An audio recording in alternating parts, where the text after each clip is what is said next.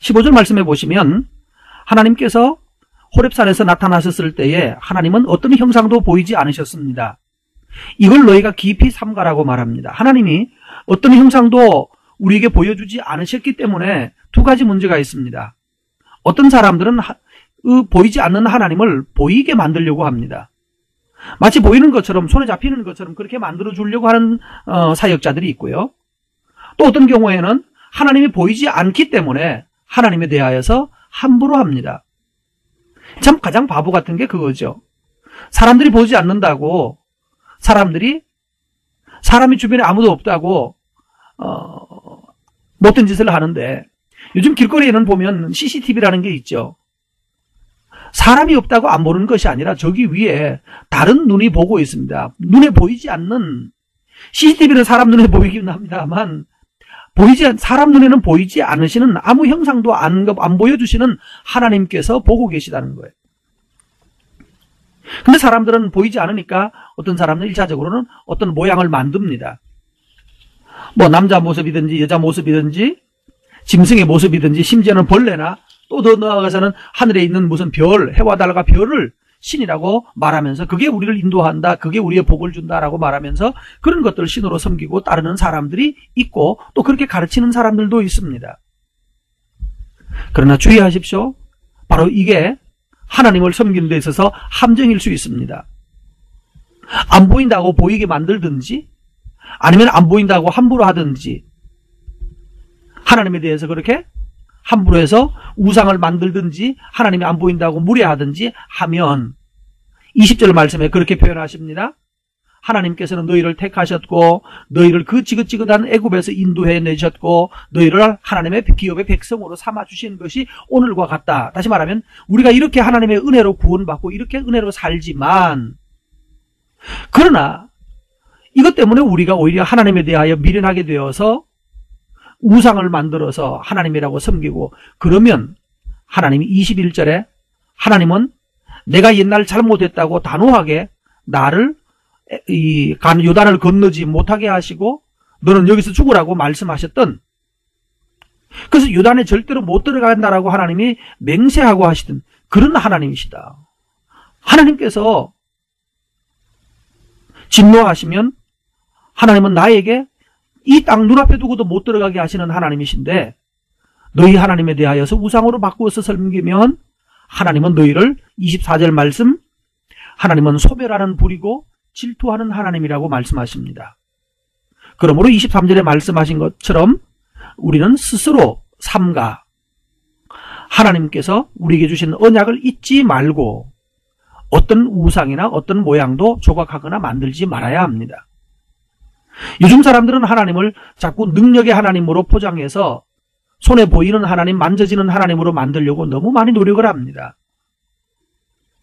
하나님을 자꾸 체험시켜 보겠다고, 하나님을 경험시켜 만나게 해주겠다라고 말하면서 손으로 만져지는 하나님, 보여지는 하나님을 자꾸 만들어줘요, 교회들이. 그래서 한동안, 요즘은 조금 더 잠잠해졌나요? 한동안은 이빨이 금리빨로 바뀐다든지 손에 금가루가 만들어진다든지 보인다든지, 또 어떻게 이 암초를 받으면 입신을 한다고 떨면서 들어누워가지고 벌벌 떨고 있는 그런 입신을 하는 것을 그걸 통해서 하나님을 만난다고.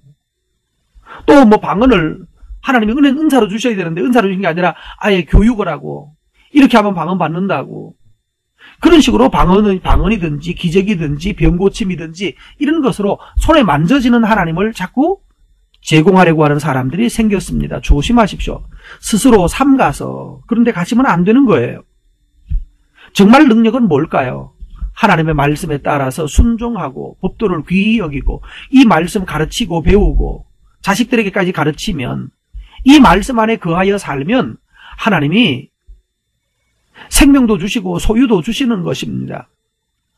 하나님의 말씀대로 순종해서 살면 최면 걸지 않고 마음속으로 나는 할 수 있다, 하나님 나를 고쳐주신다 이런 식으로 암시를 하지 않아도 말씀에 순종하여 살면 회복되고 죽을 병 아니면 하나님께서 은혜 주실 거예요. 이걸 우리는 삶을 통해서 경험해야 하고 이걸 하나님의 말씀을 순종하는 가운데 경험하고 그 안에서 살아야 되는데 자꾸 나는 가만히 있고 어떤 능력 많은 누구가 나를 도와주고 나를 위해서 기도해주고 어떻게 하면 내가 뭐가 될 거라고 말하는 무당식 기독교에 빠져있는 게 한국 기독교입니다.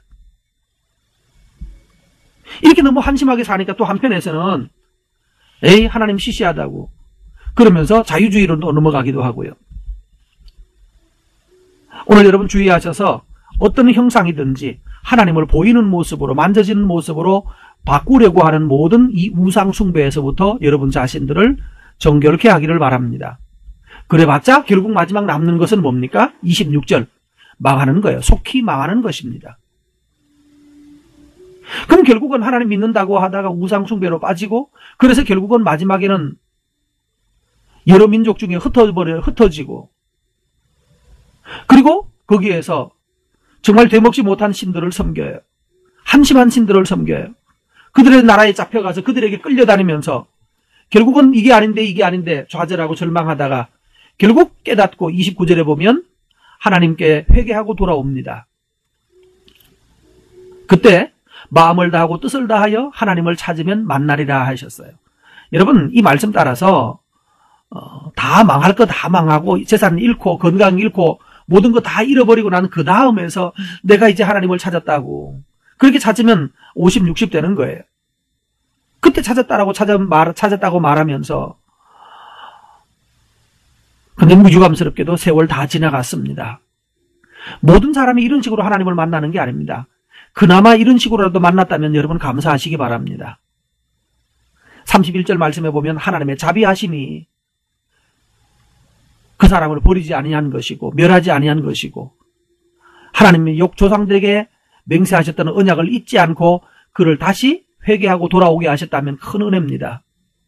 그러나 이렇게 꼭 다 잃어버리고 재산도 건강도 다 잃어버리고 그리고 모든 기회를 다 잃어버리고 그제서야 겨우 하나님께 깨달았다고 돌아와서 구원받았어요 라고 하는 것도 귀하지만 더 귀한 것은 앞에서 나왔던 갈렙처럼 또는 하나님께 순종해 살았던 야일처럼 굳이 갈렙은 중간에 인생 다 망치고 난 다음에 돌아온 게 아니죠.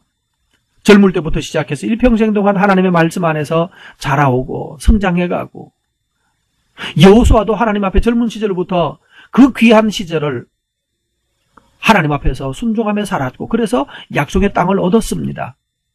야일이라는 사람은 잘 나와 있지는 않지만 야일은 제일 먼저 자기 기업의 땅을 얻었고 자기 이름으로 자기 성읍을 건설했던 사람입니다. 젊으신 분들은 나는 인생 중간에 우상숭배로 가지 아니할 것이다 결심하고 자세히 주의해서 온전히 하나님을 섬기게 되기를 바랍니다. 그러나 또한 연세가 드셔서 나는 인생 중간에 많은 부분 빼먹었어요 라고 하시는 분들도 이제 다시금 가다듬고 여러분 인생 남은 생애 동안에 다시는 우상과 또 하나님이라고 하는 여러 잡것들에게 미혹당하지 아니하고 순전하게 믿음을 지켜 살아가는 그래서 남은 생애 동안에 또한 여러분 자식을 통하여 복을 누리고 볼 수 있게 되기를 축복합니다. 감사합니다.